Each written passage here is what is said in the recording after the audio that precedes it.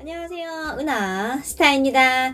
오늘도 좀 다양한 여러가지 소식들을 준비를 해봤습니다. 여러분들이 많이 궁금해 하실 만한 소식들을 좀 모아봤는데요. 일단 좀 차근차근 설명을 해보겠습니다. 사랑의 콜센터가 예고편과 다르게 다른 방송이 본 방송에서 방송이 됐죠. 이것 때문에 좀 혼란스러운 일이 있었습니다. 이게 왜 그런 건지 좀 알아봤습니다. 바로 시작을 해보기 전에 은하스타 구독 눌러주시고요. 좋아요 버튼 부탁드립니다. 사랑의 콜센터에 대해서 일단 보겠습니다. 이제 친구들이 나왔죠. 생애 첫 단독 무대를 펼쳤고요. 또 100점 세례가 쏟아졌습니다. 최정원님이 최종 우승을 했는데요. 이날 탑6 임영웅, 영탁, 이찬원, 정동원, 장민호, 김희재님의 묻힌 6, 김선준, 마하성, 최정훈, 강석, 정다한, 모아와님이 흥 넘치는 감동 무대를 펼쳤죠. 이날 탑6는요, 무명 친구들의 1일 매니저가 되어서 특별 홍보에 나서면서 다채로운 무대를 선사했습니다. 범상치 않은 비주얼로 등장한 영탁님의 친구 마하성님은 님과 함께로 시작을 해서 분위기를 단번에 끌어올렸죠. 또 잘생긴 외모에 구수한 목소리, 주인공의 정다한님 같은 경우는 못난 놈을 불렀고요. 또 장민호님이 2절을 함께 하면서 찐친임을 입증을 했죠. 또 김희재님 같은 경우는 투리다를 결성을 했던 절친이라고 밝히면서 이제 기대를 안겼습니다. 또 시계 바늘을 열창을 하며 유쾌하게 나온 김선주님은 이미 임영웅님의 친구로 알려진 바가 있죠. 봉숭아땅에도 나왔었고요. 다들 기억나시죠? 또 트롯 신동 강성님도 등장해서 따르릉을 불렀고요. 동원군과 함께 깜짝 댄스를 선보였죠. 또 미스터트롯을 통해서 최정훈님이 이찬원님의 친구로 나와서 미러미러를 선보였습니다. 2라운드에는 이제 탑6의 무명 친구들이 숨은 명곡을 부르는 대결로 이어졌는데요. 무명 친구들의 정보를 전혀 모르는 언택트 관객과 함께 진행이 됐죠. 굉장히 반가웠는데요. 정동원님의 친구는 사랑은 이판사판, 영탁님의 친구는 미워 말아요, 김희재님의 친구는 너를 만나서, 임영웅님의 친구 김선주님은 흥얼흥얼을 불렀죠. 또 장민호님의 친구 정다한님은 어허야를 열창을 했고요. 이찬원님은 아직 앨범이 발표한 적 없는 친구를 위해서 미스터트롯 당시에 최정원이 불렀던 연하의 남자를 화려하게 찌르게 댄스를 통해서 선보였죠. 이렇게 탑6는요, 무명 친구들의 명곡을 띄우기 위해서 핏대 넘치는 열창을 했죠. 숨은 명곡들의 대거 등장에 굉장히 반가웠는데요.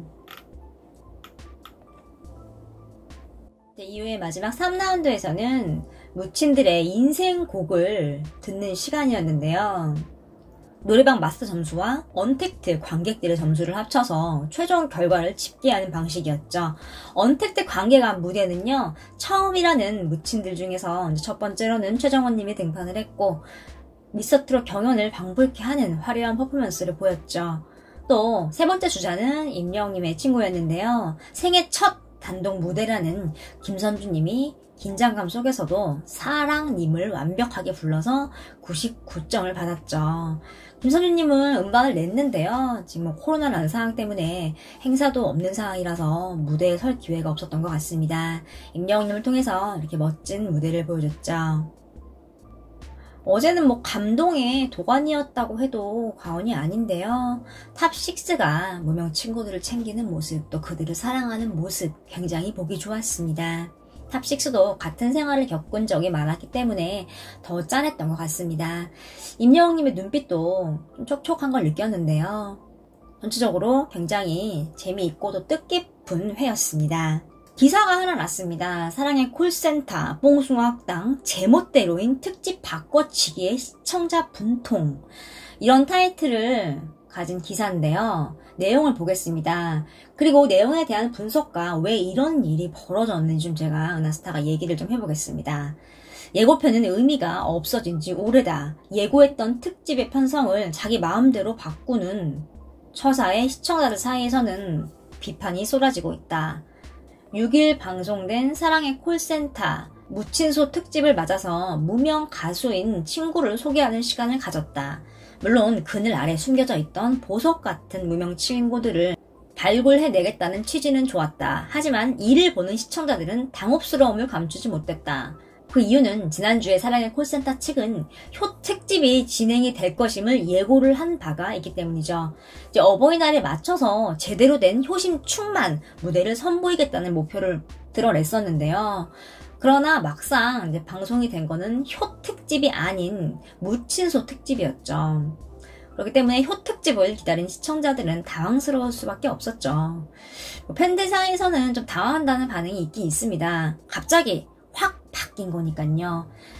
예고라는 게 뭡니까? 미리 다음 주 방송을 알려주는 거잖아요. 그 예고편을 보고 기대를 했을 것이고요. 이번 주는 이런 스토리가 펼쳐지는구나 하고 기대를 하곤 하죠. 또 기사를 보면 이런 반응은 시청률로 이어졌다. 보통 사랑의 콜센터는 2부가 1부보다 높거나 비슷한 시청률을 보여준다. 지난주 방송 역시 1부가 9.9%, 2부가 12.7%의 시청률을 기록했다. 그러나 이번 주의 경우는 1부가 11.7%, 2부가 10.95%의 시청률을 보이며 1부를 시청하던 시청자들이 이탈을 했다는 것을 보여주고 있다. 이 시청률 부분에서는 은하스타가 정확하게 찝어서 뒷부분에서 말을 하겠습니다. TV조선이 특집 바꿔치기는 이번이 처음이 아니다. 뽕숭아학당은 지난 방송에서 방송일인 5월 5일 어린이날에 맞춰서 특집 방송을 하겠다고 예고를 했으나 정작 방송이 된 것 뽕학당 개교 1주년 특집이었다. 사랑의 콜센터가 그랬던 것처럼 뽕숭아학당 어린이날 특집은 한 주 밀린 12일에 편성이 됐다. 이처럼 TV조선은 이해할 수 없는 막무가내 편성 이동으로 시청자들을 당황스럽게 하고 있다. 일각에서는 다양한 트로트 프로그램을 통해서 이미 콘크리트 팬층을 확보한 TV조선이 이를 믿고 제멋대로 행동을 하는 게 아니냐는 지적도 일고 있다. 이런 내용의 기사입니다. 좀 비판적인 기사인데요. 이 기사 같은 경우는 한쪽 면만 생각을 하면 맞습니다. 그런데 조금 생각을 해볼 문제가 있습니다. 이게 왜 그러냐면요. 좀 여러 가지 상황이 있습니다. 지금 사랑의 콜센터 같은 경우는 다음 주에 시청률이 조금 떨어질 수가 있습니다. 왜냐하면 2021년 제57회 백상예술대상이 방송을 합니다. 백상예술대상에 대해서 간단하게 설명을 해드리겠습니다. 이 시상식은요, 1965년에 시작이 된 최고 권위의 종합예술상입니다. 1965년부터 한국 대중문화예술의 발전과 예술인의 사회 진작을 위해서 제정한 백상예술대상이 올해로 이제 57회를 맞이했습니다. 본상은 지난 1년간 방영, 또 상영을 했던 또는 공연이 된 TV 프로그램, 또 영화, 또 연극 부분의 제작진과 출연자들에게 시상을 하는 국내 유일의 종합예술상입니다. 굉장히 중요한 상이죠. 작년에는요, TV조선의 미스터 트롯이 예능 작품상을 받았습니다. 그런데 올해는 후보의 작품이 없습니다.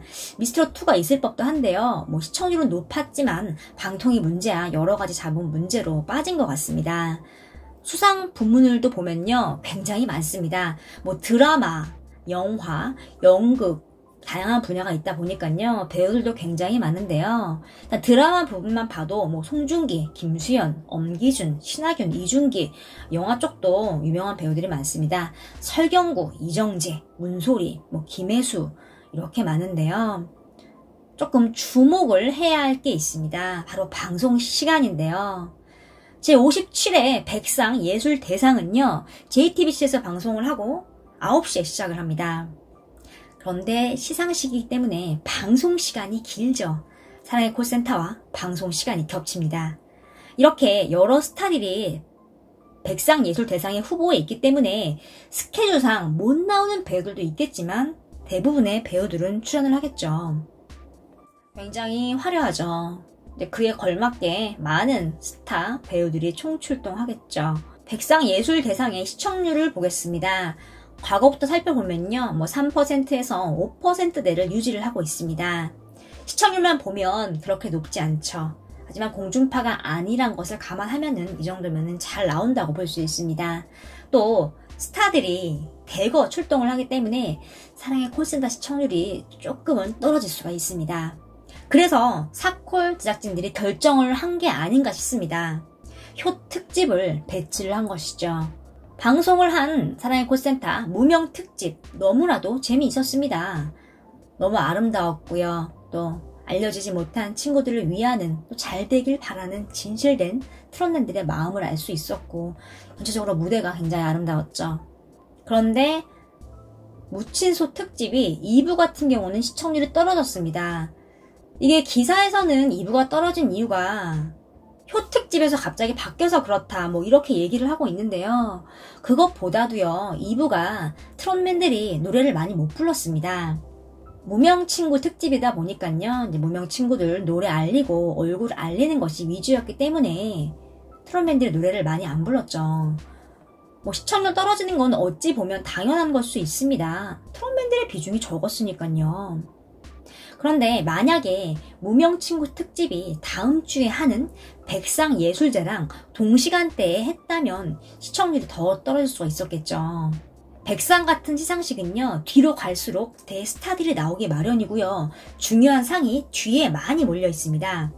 그런 거 생각하면 사랑의 콜센터 시청률에 지장이 없을 수는 없겠죠. 이런 거 생각을 하면 사랑의 콜센터 제작진이 시청률을 생각을 해서 효 특집을 뒤로 이제 옮긴 것 같습니다. 미리 공지를 한 거랑은 달라서 이제 팬들 입장에서는 조금 황당한 부분도 있지만, 방송사는 시청률이 가장 중요하죠.